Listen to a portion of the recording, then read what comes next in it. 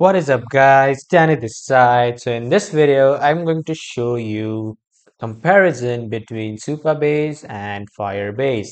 So let's get started. So first off, let's get started with what are Supabase and Firebase. So Firebase by Google is a powerful backend platform that helps you build and scale apps.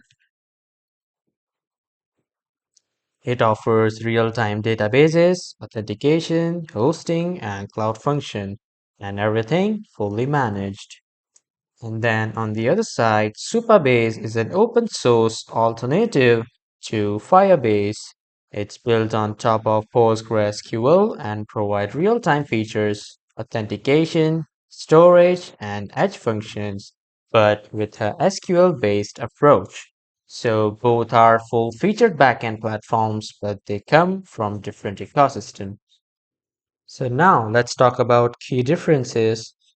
So the first difference between databases is Firebase uses Firestore, a NoSQL document database, great for real-time data but not relational, whereas Supabase uses PostgreSQL, a powerful SQL relational database, ideal if you are comfortable with traditional schemas and SQL queries.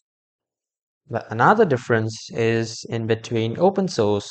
Firebase is proprietary and you are locked into Google's ecosystem, whereas Supabase is open source. You can host it yourself if you need it. Now let's talk about some learning curve. So Firebase might be easier for beginners, especially for mobile and real-time applications, and whereas Supabase is more suitable if you are coming from a traditional backend or SQL background. So now let's talk about some features comparison. So based on authentication, both offer email password and authentication and third-party logins, but Firebase has more integrations out of the box. Now, some real-time capabilities. So Firebase is built for real-time syncing, think chat apps, or just real-time applications. And then on the other side, Supabase now supports real time through Postgres subscription, but it's not as mature as the Firebase. Now, in terms of storage, both offer storage for media files, but Firebase storage integrates better with Google Cloud, while Supabase uses a simple S3 compatible storage.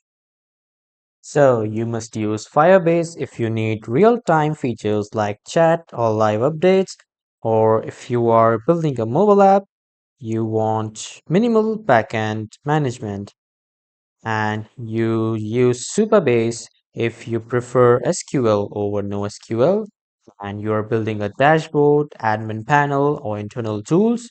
You want an open source and self-hosting options. You need relational data and strong querying.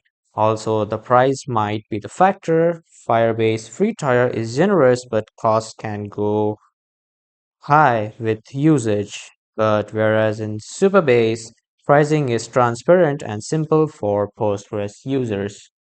So Firebase or Supabase, it really depends on your needs. Firebase is great for real-time mobile apps, and Supabase is ideal for SQL lovers and scalable backends. So that is all for this video, everyone.